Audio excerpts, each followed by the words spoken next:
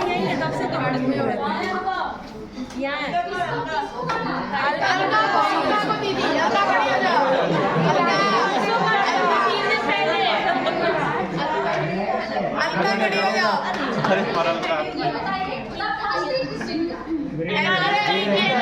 Ananas.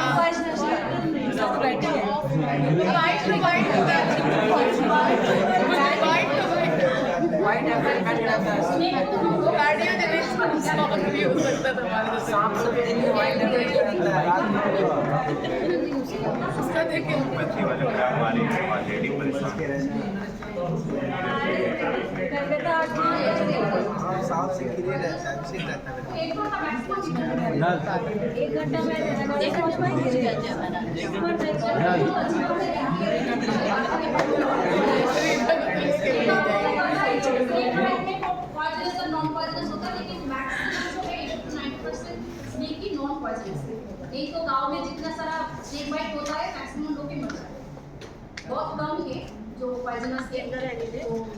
फिर भी snake bite में सबसे ज्यादा प्रॉब्लम है कि वो पेशेंट पैनिक हो जाता है। वो काटने के बाद क्या होता है, कैसे काटा, किसने काटा, अगर कोई रेड बाइट भी हो जाता है रात में तो भी सोच लेता है कि स्नेक बाइट।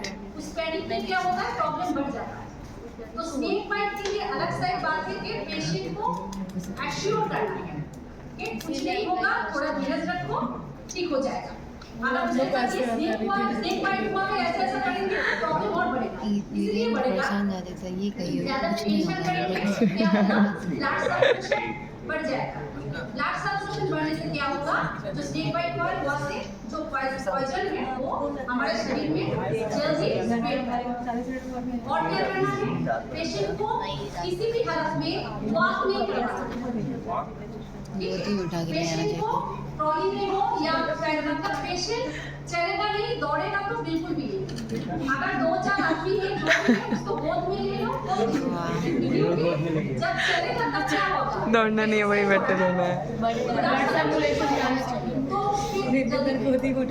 ठीक है, तो 2-4 लोग भी गोद में ले लो, जैसे भी कंधे पे ले लो, लेकिन पेशेंट की किया था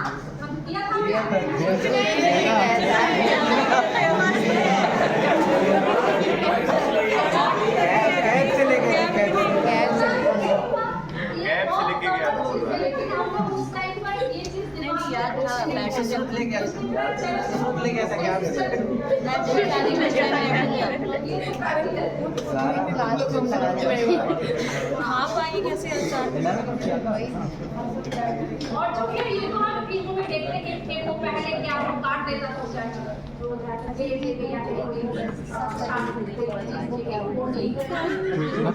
प्रॉब्लम नहीं है, बढ़ता है पेशेंट होने का चांसेस बहुत ज्यादा है।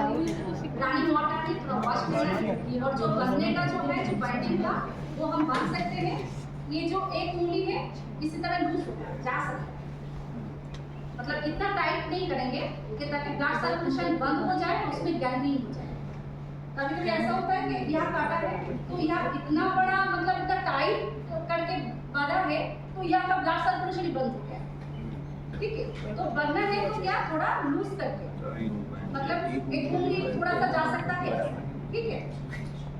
दीदी वो तो टीवेट बाइट का और अभी तो डॉक्टर के पास तो लेकर जाना ही हॉस्पिटल में अगर ठीक टाइम पे लेकर जाता है ना तो इसका ट्रीटमेंट बहुत अच्छा होता है, क्योंकि स्नेक बाइट का जो मेडिसिन है वो हर हॉस्पिटल में अवेलेबल है। वो जाते बाद पॉइजनस नॉन पॉइजनस जो भी हो वो स्टार्ट कर देता है और उनमें से उसका जो मतलब रिजल्ट होता है बहुत बहुत अच्छा रिजल्ट होता है। तो हॉस्पिटल इस पेशेंट को हॉस्पिटल लेकर जाना बहुत जरूरी है। अच्छा, और ये डॉग बाइट कैट बाइट ये तो क्या बोले, रास्ते में बहुत से डॉग है कभी काट जाता है काट देता है, तो डॉग बाइट के लिए जो है कभी कभी वो इंजरी ना बहुत बड़ा होता है, कुछ बाइट ऐसा होता है कि वो जगह बाइट करता है ना पूरा मांस को लेकर चला जाता है, होता है। तो अगर ऐसा हो, पहले उस अफेक्टेड एरिया को रनिंग वाटर से मिनिमम 20 मिनट्स वॉश करना। और आसपास जो भी टैप हो, टैप के ऊपर वो अफेक्टेड एरिया अगर पैर हो तो ऐसा रखो, फिर टैप ऑन कर दो, 20 मिनट्स को रनिंग वाटर में वॉश हो जाएगा। और वो जो शोप से थोड़ा उसको वॉश कर सकते हैं, बाइट नहीं कर सकते। जो डॉग बाइट है, कैट बाइट है, उसको हम बाइट नहीं करेंगे, ठीक है। और क्या इसमें एक टिटेनस तो लगता है, जो भी बाइट हो वो टिटेनस तो हमारे फर्स्ट एड में नहीं रहता, लेकिन हॉस्पिटल में जाने के बाद एक टिटेनस दे देता है। और क्या करता है, अगर डॉग बाइट हो तो डॉग को हम ऑब्जर्वेशन में रखते हैं, क्योंकि अगर हम लोग जानते हैं कि बाद में उसका जलापन हो जाएगी।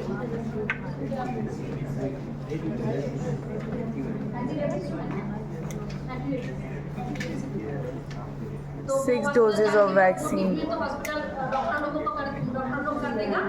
और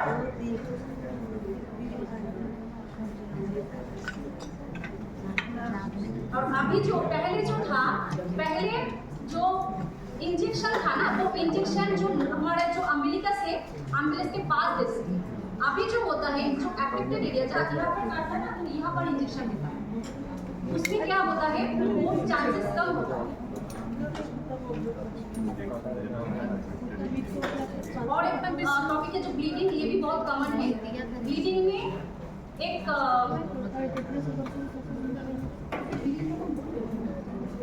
लाइव दिखाने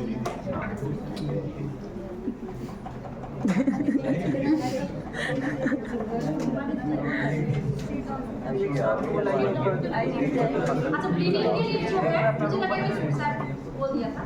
तो ब्लीडिंग के लिए एक प्रिंसिपल मेंटेन करना है, वो है rate. R for race, E for elevation and D for direct pressure. Direct pressure देने से, अच्छा ये जो है प्रेशर हम कहाँ देंगे, सब जगह पर हम दे नहीं सकते। और वेनस, आर्टरी और एक कैपिलरी, ये 3 टाइप की ब्लीडिंग होता है। जब ब्लीडिंग तो ऐसे नहीं होगा, किसी से काट जा सकता है या फिर गिर जाता है, ऐसे होता है। तो क्या होता है, उसमें जो फॉरेन बॉडी ये हो सकता है कि उसके अंदर रह जाए। तो अगर कोई अंदर, मतलब इंजरी के अंदर अगर कोई फॉरेन बॉडी रह जाए तो प्रेशर नहीं देना है, साइलिशा देना है, और भी अंदर जाएगा। फर्स्ट टाइम क्या होगा, उसको रनिंग वाटर से क्लीन करो। क्लीन करने के बाद देखो कि उसके अंदर कुछ फॉरेन बॉडी है कि नहीं, तो फिर उसको निकालने के बाद अगर ब्लीडिंग ऐसी प्रेशर देना है, नॉर्मली हम लोग प्रेशर देते हैं। अगर आर्टरी होगा, आर्टरी पेन में, आर्टरी काट इंजरी में जो होता है, उसमें बहुत ज्यादा प्रेशर देना पड़ता है, क्योंकि आर्टरी में जो ब्लड जाता है वो वेनस और कैपिलरी से ज्यादा स्पीड पे जाता है, हाई प्रेशर पे।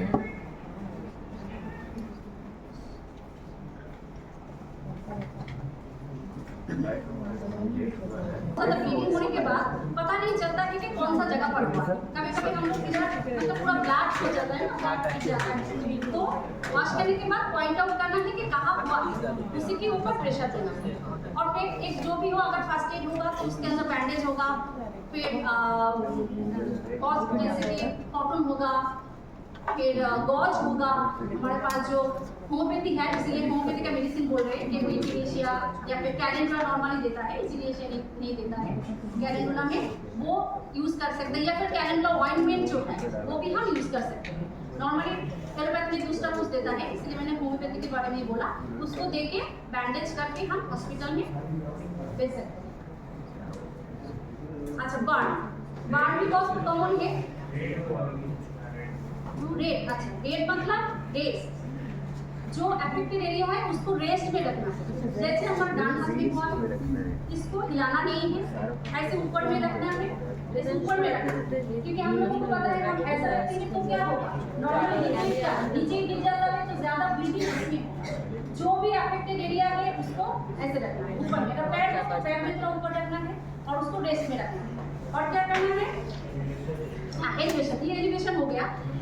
और डायरेक्ट प्रेशर मतलब जहाँ पर वुंड है, वुंड के ऊपर ही प्रेशर देना है। उसके आगे पीछे के यहाँ हुआ है तो इसमें दो, ऐसा नहीं, इसमें देना है मैक्सिमम। जैसे हम लोग जो चैनल करते हैं ना, फ्लूइड चलाते हैं, जो चलाते हैं ना, तो उसमें क्या करते हैं हम लोग, प्रिक करते हैं, तो प्रिक करने के बाद ब्लड आ जाता है, हम लोग समझ जाते हैं। लेकिन जब उसको हम वॉमिट करते हैं तब क्या करते हैं, बस उसी पॉइंट को हम पुश देते हैं, ऐसे प्रेस करके रखते हैं, थोड़ी देर बाद ऑटोमेटिक ये स्टॉप हो जाता है।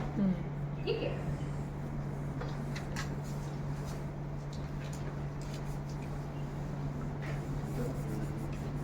अच्छा। और एक है बार्न तो ये एक्सीडेंट हो ही जाता है हॉस्पिटल में। बार्न का एक अलग सा यूनिट होता है क्योंकि वहाँ बहुत स्टेरिलिटी मेंटेन करना पड़ता है। बार्न जो चीज़ दूसरी जो मैंने बोला इंसिडेंट बोला, उसके लिए कोई स्टेरिलिटी मेंटेन नहीं करना पड़ता है, लेकिन बार्न के लिए इन्फेक्शन होने का चांसेस बहुत ज़्यादा है। ठीक है,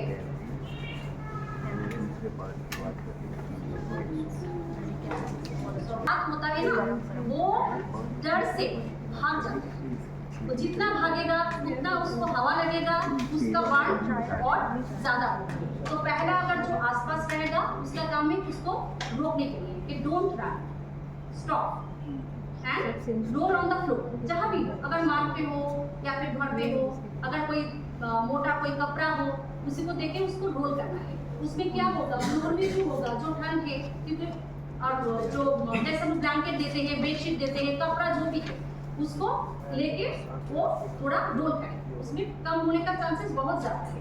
और क्या है, हम लोग बहुत जल्दी करते हैं, जो कपड़ा जो है ना उसको निकालने का कोशिश करते हैं बहुत ज़्यादा। अगर बर्न होता है तो वो कपड़ा बहुत ध्यान से निकालना है, क्योंकि अगर उसी पर हम बहुत जल्दी में वो करेंगे तो ब्लिस्टर और जो स्किन है वो ऊपर आ सकता है, हाँ पील ऑफ हो जाता है, मतलब हो सकता है। और क्या करना है, वो कूल करना है। कूल तो हम लोग को सभी को पता है कि पानी जहाँ भी हो उधर से लाके पहले पानी देना है। पानी के ऊपर कुछ नहीं, अगर पानी होगा, क्योंकि आसपास पानी रहता ही है, ऐसा नहीं कि पानी नहीं रहता है। तो सबसे पहले क्या देना है, पानी बहुत देर तक देना है, उसमें कूल हो जाएगा। कूल होने से टिश्यू जो है उसका इंजुरी जो है उतना कम होने का चांसेस है। उसका बार्न का बहुत सारा डिग्री है, बार्न का बहुत बड़ा एक चैप्टर है, हम उस पर नहीं जा रहे हैं।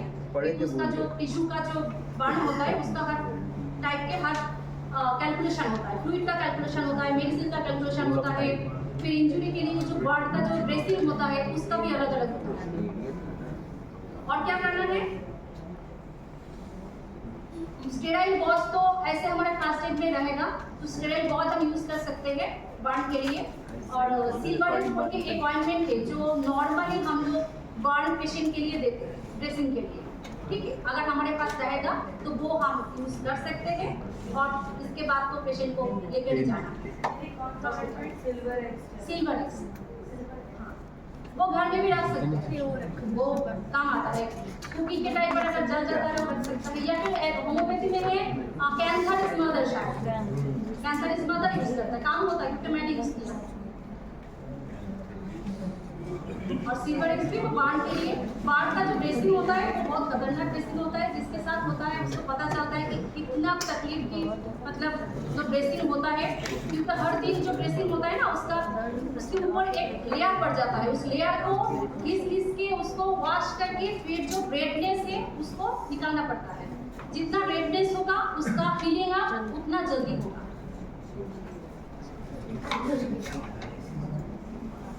और क्या है, ब्लिस्टर जो है, ब्लिस्टर तो हर बार में ब्लिस्टर छोटा मोटा जो होता है घर में, अगर कुकिंग के टाइम पर होता है वो भी ब्लिस्टर हो जाता है। अगर कोई ऑयल आके हाथ में गिरता है ना तो भी हो जाता है, अगर गर्मी हॉट ऑयल अगर हो तो हो सकता है। तो ब्लिस्टर को नहीं बिल्कुल नहीं करना है, वो ऐसे ऑटोमेटिक अंदर का जो पानी है ना वो ऐसे खुल जाएगा, कम हो जाएगा। और आप कर सकते हैं, लेकिन वो बहुत मुश्किल है। स्टेराइल कोई नीडल लेके कभी कभी बच्चे के अगर बड़ा हो जाता है तो घर में करते हैं, लेकिन वो एसिप्टिक टेक्निक मेंटेन करके करना है। ठीक है, अगर बड़ा कोई हो जाए तो कभी कभी करते हैं कि उसका एक नीचे से नीडल देके एक बार फ्लिक करते हैं। ठीक है, तो एक बार फ्लिक करने से ऐसा लगने से क्या होगा, उसका जो पानी है अंदर थोड़ा थोड़ा करके वो बाहर आ जाएगा। लेकिन याद रखना है कि उसके ऊपर जो स्किन है उसको उगना नहीं चाहिए, उसको क्या करना है, तो उसमें और जल्दी हिला होता है।